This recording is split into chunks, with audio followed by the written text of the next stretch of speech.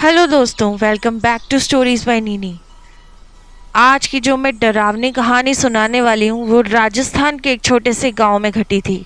उस छोटे से गांव में एक किराने की दुकान थी जिसे सतीश नाम का लड़का चलाता था। एक बार सतीश किसी काम से अपने रिश्तेदारों के गांव गया हुआ था कि अचानक उसे खबर मिली कि उसके घर पर उसकी माँ बहुत ज़्यादा बीमार है। रात के 12 बज रहे थे, लेकिन सतीश को जैसे ये पता चला उसका मन बेचैन हो उठा। उसकी माँ की तबीयत बहुत पहले से खराब रहती थी और उसके घर में सिर्फ वो और उसकी माँ ही थे। उसके रिश्तेदारों को उसकी माँ का खुद फ़ोन आया था और उन्होंने बताया कि उनकी तबीयत बहुत ज़्यादा बिगड़ती जा रही है। ये सुनकर सतीश तुरंत अपनी मोटरसाइकिल उठाता है और निकल जाता है अपने गांव की तरफ। हालांकि उसके रिश्तेदारों ने उसे बहुत रोका, क्योंकि वहाँ के लोग कहते थे कि रात में कोई भी इस जंगल से नहीं जाता, क्योंकि यहाँ कुछ शैतानी शक्तियों का वास है। लेकिन माँ की तबीयत की वजह से सतीश ने इन चीज़ों की कोई परवाह नहीं की। अब वो जंगल के रास्ते से जा ही रहा था कि अचानक उसकी गाड़ी के सामने एक औरत आ गई। सतीश ने हड़बड़ाहट में ब्रेक लगाए और वो गाड़ी से गिर गया। जैसे ही वो उठा उसने देखा कि ये डरावनी औरत बिल्कुल एक चुड़ैल की जैसे लग रही थी। लंबे लंबे बाल, डरावनी आंखें, बड़े बड़े नाखून और उल्टे पैर।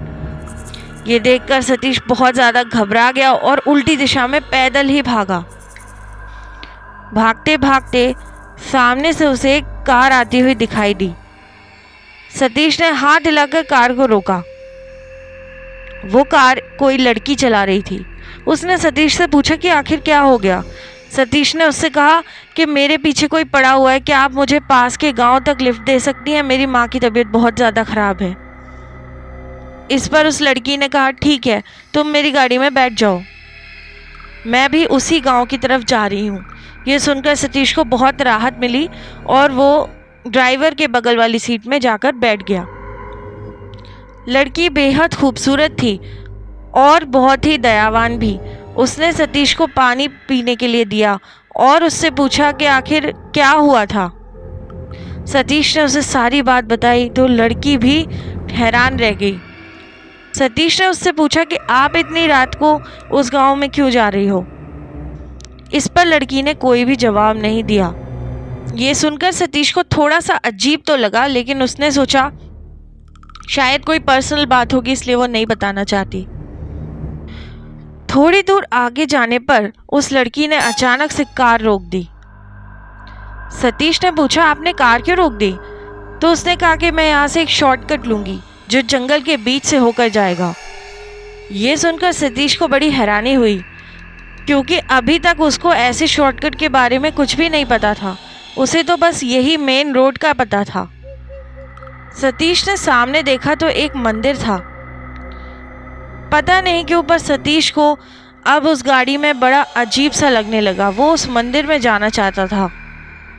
सतीश ने उससे कहा कि अब मैं यहीं पर उतर जाता हूँ, आप जंगल में चले जाओ। ये सुनकर लड़की को गुस्सा आ गया और वो बहुत ही एग्रेसिव हो गई।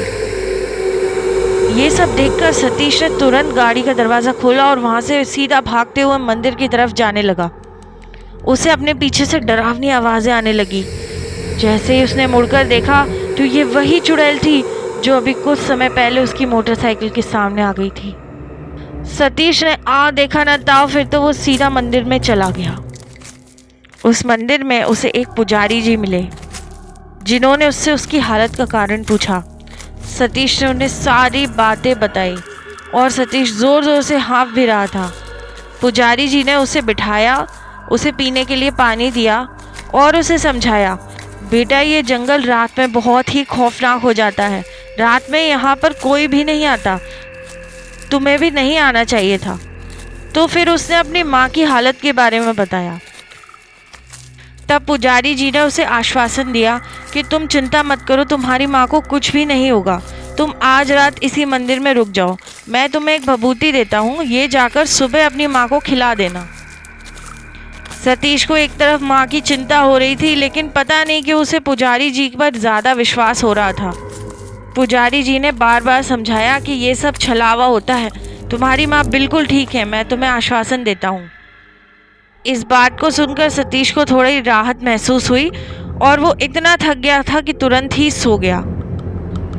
अगले दिन सुबह जब उसकी नींद खुली तो वो देखकर हैरान हो गया कि वो अभी तक जिस मंदिर में सो रहा था, रात में वो जितना साफ सुथरा और रोशनी से भरा हुआ लग रहा था, अभी वो मंदिर एकदम खंडर है। वहाँ पर भगवान की मूर्ति तो थी, लेकिन वहाँ ना तो कोई पुजारी था और ना ही कोई रोशनी।